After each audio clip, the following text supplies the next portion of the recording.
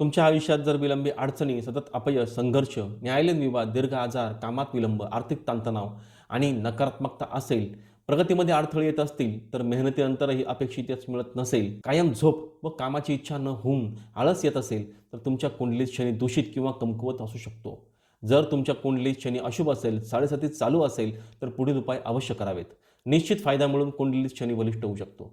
सर्वप्रथम शनी कमकुवत किंवा दूषित कसा होतो हे समजून घेऊ. शनी मेष राशीत असेल तर त्याचे शुभ फळ देण्यासाठी तो सक्षम होत नाही. कारण शनी मेष राशीत अत्यंत नीच होतो. त्याचे दूषित परिणाम निश्चित दिसून येतात.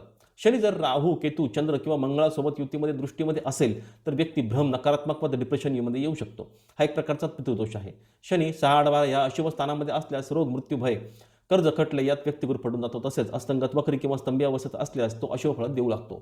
यात सांगितलेल्या जेवढ्या जास्त स्थितीमध्ये शनी दूषित होत असेल तर शनी तितकाच अशुभ होऊन दूषित परिणाम देऊ शकतो. यासाठी पुढील उपाय अवश्य करावेत. ओम शनैश्चराय नमः या मंत्राचा दररोज 108 वेळा जप करावा. शनिवारी उपवास ठेवा आणि काळ्या तीळ, लोखंड किंवा उडदाचं दान करावं. शनिवारी शनी मंदिरात जाऊन शनिदेवाला तेल व काळ्या तिळाचा अभिषेक करावा. गोरगरिबांना काळे कापड, लोखंड, काळे तीळ किंवा काळ्या वस्तूंचे दान करावे.